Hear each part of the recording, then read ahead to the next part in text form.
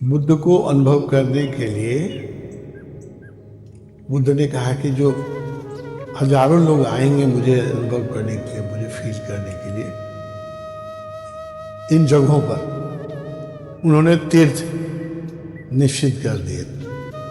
बगीचा दिया जहाँ वेणुवन विहार बना, फिर नालंदा जहाँ उनका विश्वविद्यालय बना, जहाँ सारिपुत्र ने समाधि ली। तो ये दूसरे कौशाम्बी, मुझे सब आठों याद नहीं होगा, कौशाम्बी, जहाँ जहाँ बुद्ध ज़्यादा दिन रहे, बहुत, और प्रवचन दिया, वर्षावास किया, तो ऐसे जो 8 जगह हैं वो दूसरे सर्किल में आए।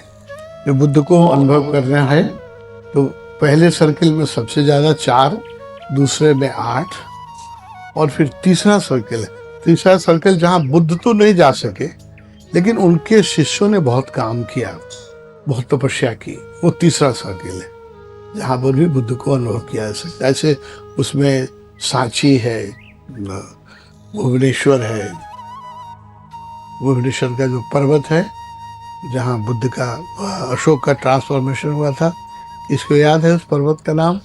भुवनेश्वर में है, जहाँ पर कलिंगा युद्ध के बाद अशोक का धर्म परिवर्तन हुआ, उसने बुद्ध धर्म स्वीकार किया।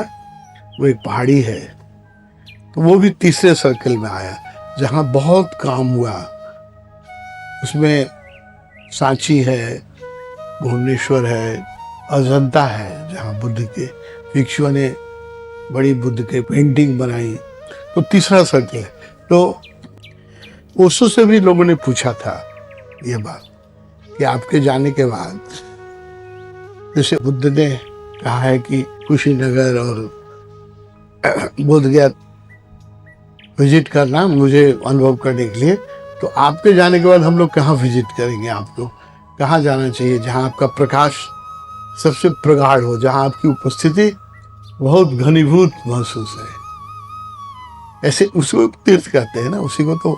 तो ओशो ने कहा कि नहीं, मेरे लिए ऐसी, वो ओशो भी कह सकते थे जहाँ मैंने जन्म लिया, कुछवाड़ा, जहाँ मेरा बचपन पला, गढ़वाड़ा, जहाँ मैं इनलाइटन हुआ, जबलपुर, जहाँ मैंने अपना आश्रम बनाया, पुणे पहला, रजनीशपुरम, ऐसा कह सकते थे, लेकिन ओशो ने नहीं कहा ऐसा।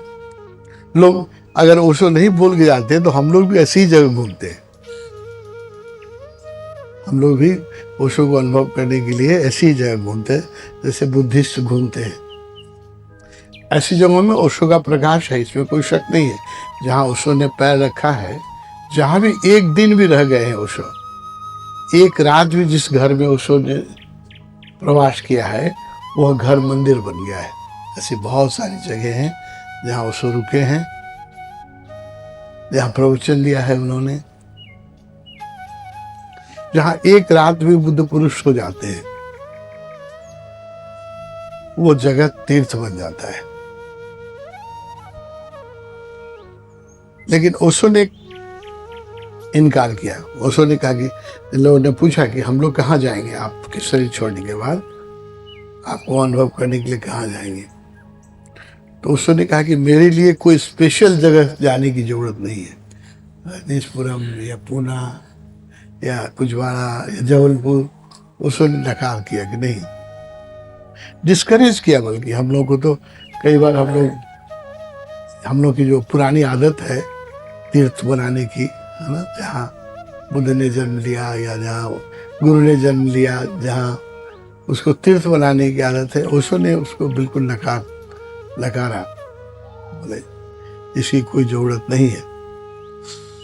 उन्होंने कहा जहाँ मेरे सन्यासी मुझे याद करेंगे, जहाँ मेरी चर्चा करेंगे, जहाँ मुझे याद करेंगे, जहाँ उनको मेरी आवश्यकता महसूस होगी हृदय से, तो एकदम सर्वव्यापी कर दिया ओशो ने।